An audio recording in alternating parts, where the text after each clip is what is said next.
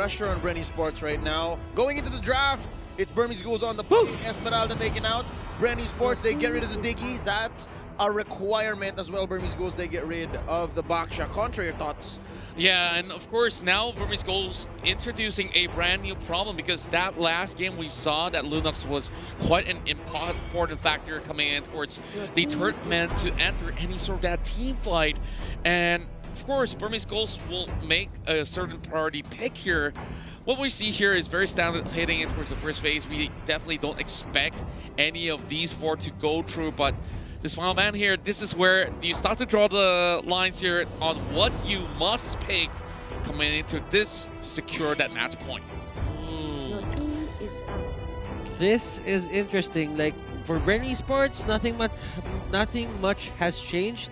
Burmese Ghouls, they ban out the Baksha just because they know that this is not going to be great for their side if ever Bren Esports has the red side or the first two picks. Huh, interesting. Burmese Ghouls, I thought they were going to play a very similar composition to what they did in Game 4, but it looks like they're willing to give up the Yi Shin and instead play for something more aggressive and snowbally like the Selena. I don't know whether this is going to be beneficial, but Bren, they're going to have to figure out a way to play a little bit more defensively or at the very least answer the aggression. I think Kid here is just opening up what Bren Esports can do, like they're just letting them be, and I think that's what happened. Remember, from Game 4, we were asking when the draft happened, or is this a trap?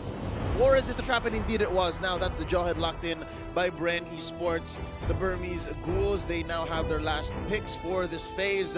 Contra, what might they prioritize? It's very clear for Bren Esports. It's very clear that they want to give Karltizi, Few, and Lusty their heroes in the first phase, but what about Burmese Ghouls? Burmese Ghouls here needs that sort of the big option here, and we're looking at the Claw being relatively popular right now. It's being left up here, or else moving to phase 2, you won't be seeing it left available. So, of course, pairing it with a Selena, you still need something that's pretty much solid in the front. Could they go for that Lunox again, or what? Probably not, but yeah, I was guessing that they were going to go for Yuzong here because, again, it's going to be a pretty effective lane regardless of how you look at it, and they've already showed the Yi Shin. So the question is, what are they going to do? Are they going to lock in the Wan for the side of Bren Esports? Because Wan can't clear as fast as Claude, so they won't be able to get away with you know, being able to, you know, hyper farm and just clear out waves real quick and harass people and stuff like that. And that's one of the things that Yi Shin gives to his allies. Like if you would go for a double marksman setup with a Yi Shin, it would make sense because a lot of the utilities from Yi Shin makes him a very safe hero to go for the kills. I feel bad for the Yi Shin. Early on in Season 6, right? Project Next. The Yuzhong has always been an answer to the Yi Shin. Like, you just dive in. As soon as you see Mountain Shocker and you know that the Yi Shin is in range, just Black Dragon form, just go right into the face of this jungler, and they're going to have a bad day. Nice pickup by Bren Esports, though, before going into the second phase of banning. Benedetta going on to the off lane for them. Bans abound. That's going to be Sylvana taken up by Bren. Burmese Ghouls, what do they want to choke out? Probably also Magic Dealers as well. Yep, Alice has been the consistent second phase ban for the side of the Burmese Ghouls. I wouldn't be too surprised if Bren decided to get rid of Lunox or arguably even Harith at this point in time.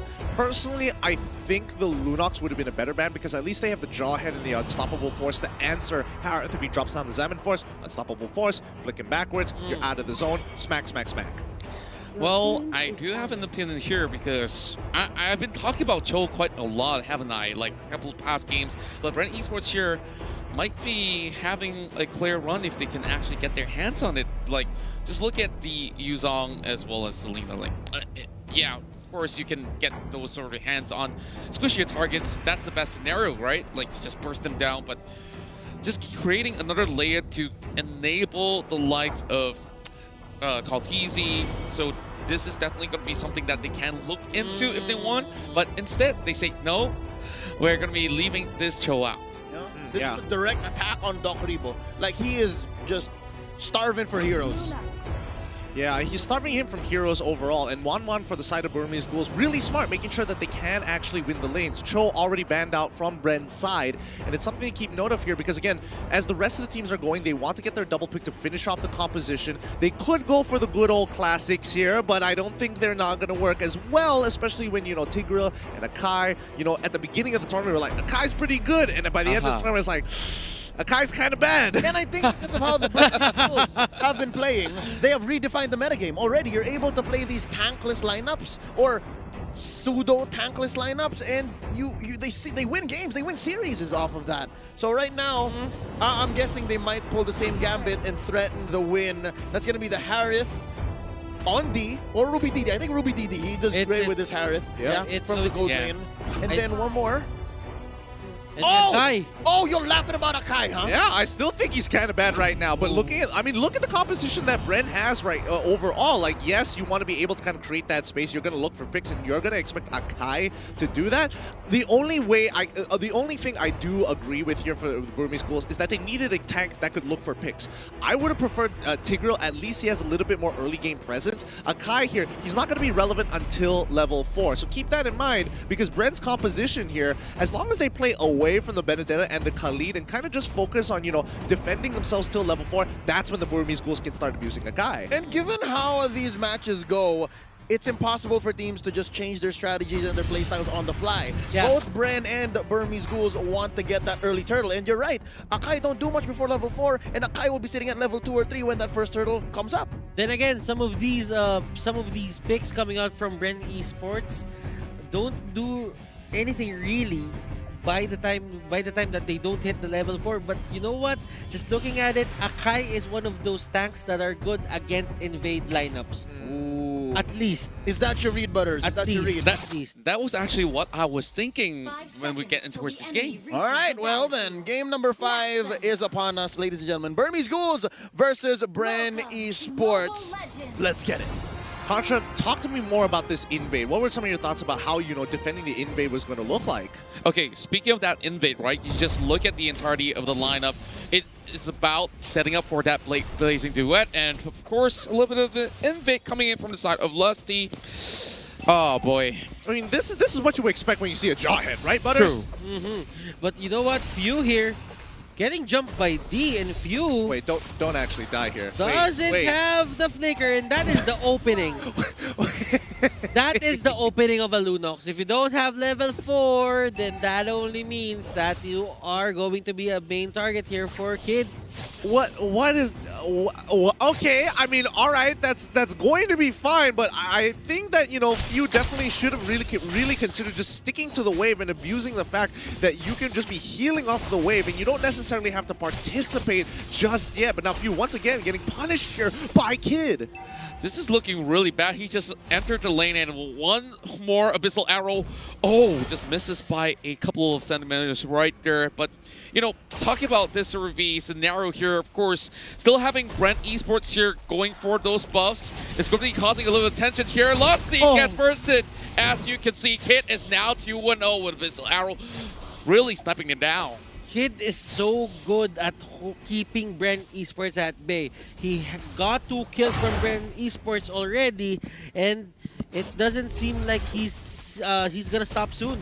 Now remember what the payoff is right now, because Yishin Shin's level 4 and Ace is still at level 3. They bought a ton of time at the cost of 2 kills, unfortunately, to say the least. But let's see whether they can convert this into something important. Like Kid, he is going to need to make sure that he lands those Abyssal Arrows. He's got 2 kills under his belt and Mystery Shop. If he ain't getting items and he ain't landing those Abyssal Arrows, he's just as good as dead. Okay, first turtle fight, Kid goes down.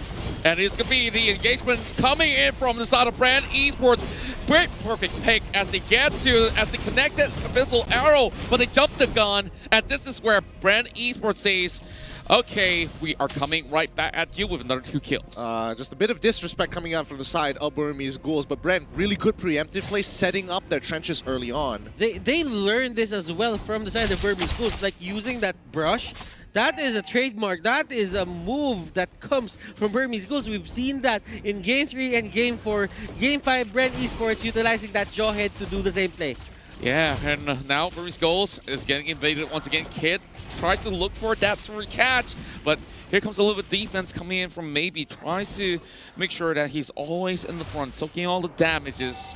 And Diamond Force already popped up. Not enough to survive out of this 2v1 down bot. Wait, what is going on? Why is Kid still level 3? Maybe just hit level 4. Did Kid... Oh, looks like Kid just needs to get a little bit off of the Lethal Wanderer. It should be level 4. Yep, hits level 4 now. Maybe trying to make the play. Here comes... Oh, no. He is just caught down right now. Oh, he's alive! He's alive! No way! This time! No way! The quicksand guard kept him alive! And now D, he's trying to finish him up, but he's buying time. Rebo! He makes it out! No way! No way!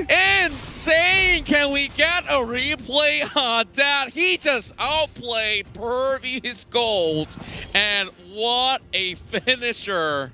That was a good plan coming up from Burmese Ghouls. Now, they poured everything onto that pickoff, but I guess it wasn't really the best target. It has to be an executional misplay, right? They literally were on top of him. Once again, the whirlwind is going to get on towards you, buddy. Kid gets ejected backwards, and that's going to be the end of Selena almost instantaneously. Bren, can you feel their blood pumping? I can feel the momentum coming out of these boys. I just feel that having a break gives this players new perspective on this. Yeah, gotta thank those 8 it's coffees out there, you know, they've been getting themselves a little bit boosted up with that. And speaking of which, it's going to be the turtle taken by Bren Esports again, going for a dive. They have managed to catch out Maybe, and this is going to be the ejector on towards Kid. How far can you run, Kid? Make your way out because they're coming for you. Now Ace forcing out a flicker. Calamity Reaper being brought by Ruby DD, but Bren Esports, they are just storming their way freely. Now, Burmese Ghouls, they're having a bit of a problem in terms of execution. Maybe he's playing a good game, to be honest. Yep. He has put all the Hurricane Dance in on his belt, and it trapped a lot of people already. A lot of heroes on the side of Bren Esports.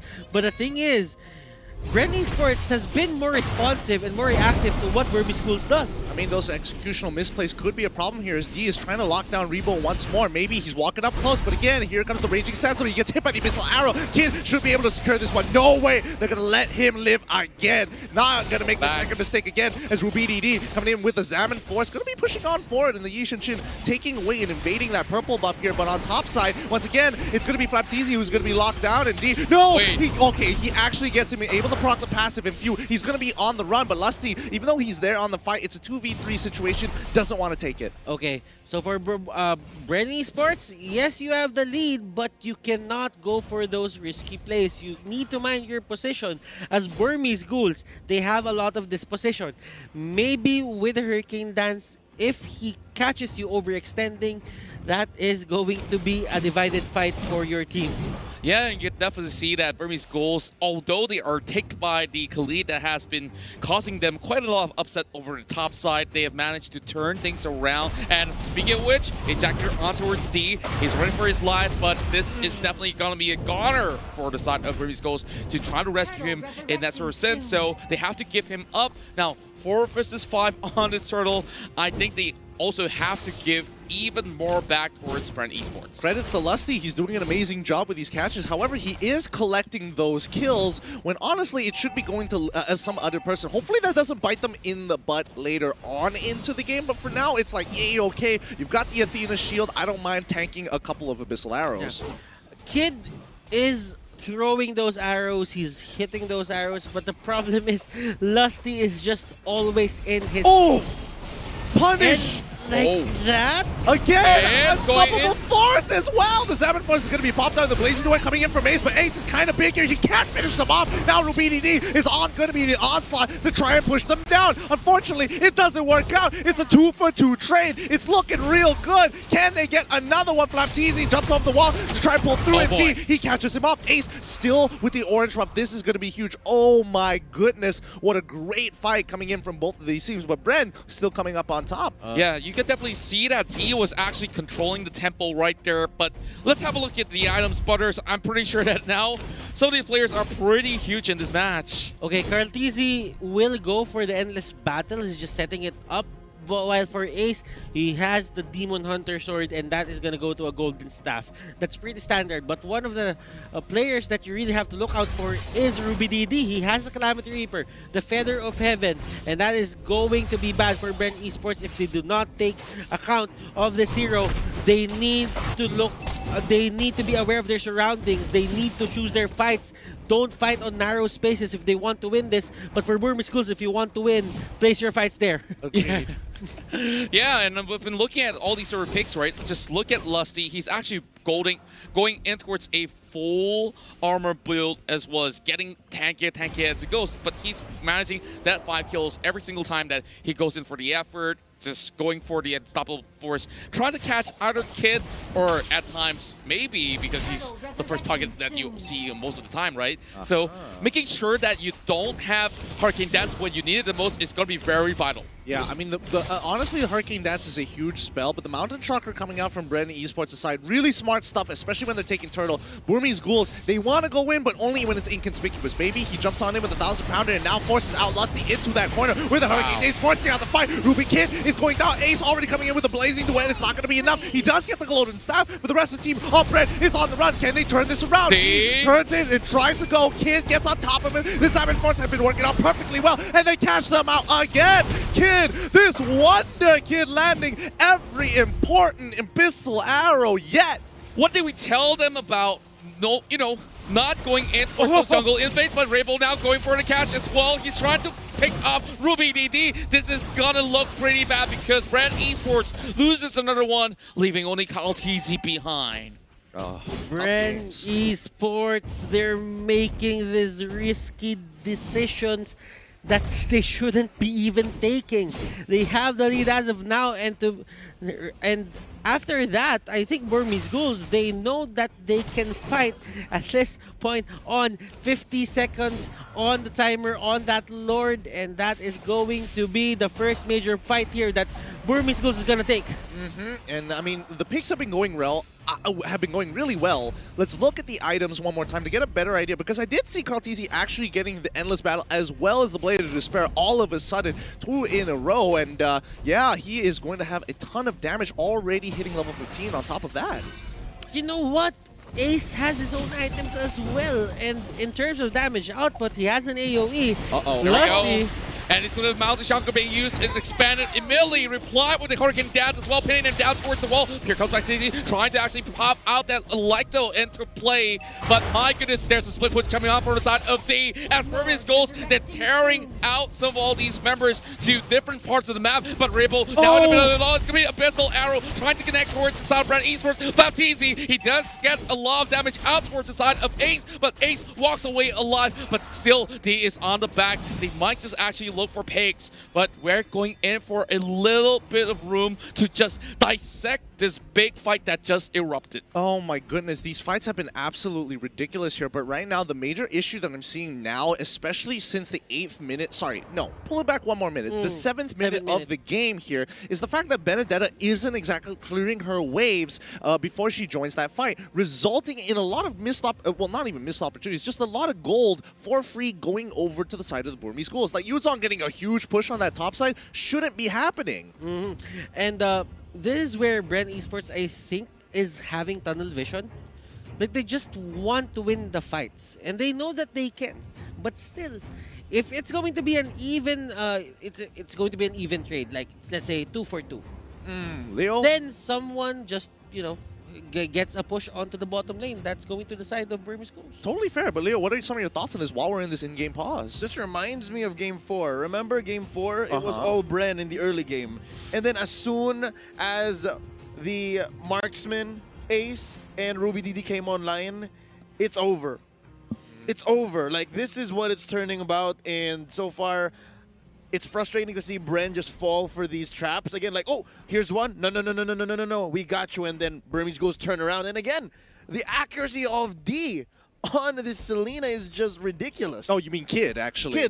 Kid. Well, yeah, Selena on Kid on Selena. It is what it is. It honestly really is nasty. And Aaron, I want to get your thought on this because, again, the chase, just the fact that Burmese Ghouls, when they get that first initial pick, they really know how to chase you down. Yeah, and immediately, that's where the Akai responds and will all of them just topple all these sort of members all the way in towards that dive. And look at all these sort of these scenarios that has came by. Like the Yuzong also roams freely. Like it's something that honestly Burmese Ghouls definitely knows they're not going to be focusing on towards these Yuzong anyways, and he gets that free reign up top, now opening up the map. So someone has to deal with this situation when they go in towards fights, because this sort of split push can happen again. That's how bad it is for Bren Esports right now. Is because D is having the time of his life up top, and the mere fact that out there is maybe this Akai, it just splits open the map and again gives D all the space to just wreak havoc in one single lane.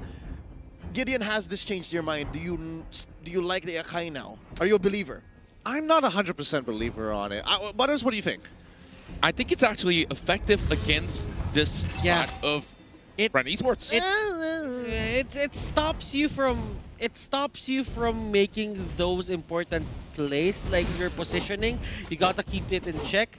But Bren Esports, they've been falling for these traps, and that is why I think Akai is working. I don't think Akai is working at 100%. I would give it's working at 70% efficiency here. Hey, 70% is better than less than 50. Agreed. However, my biggest concern for the side of Bren Esports is mainly Flapteezy, because he knows he's supposed to be this big damage dealer for the team, and he feels like, I gotta be in this fight, but he's gotta believe that Carl Teasy is able to pull this out, because at the end of the day, Flapteezy's job is to make sure they don't lose side objectives when these fights occur. He clears faster than the Yuzong. He rotates faster than the Yuzong every single time.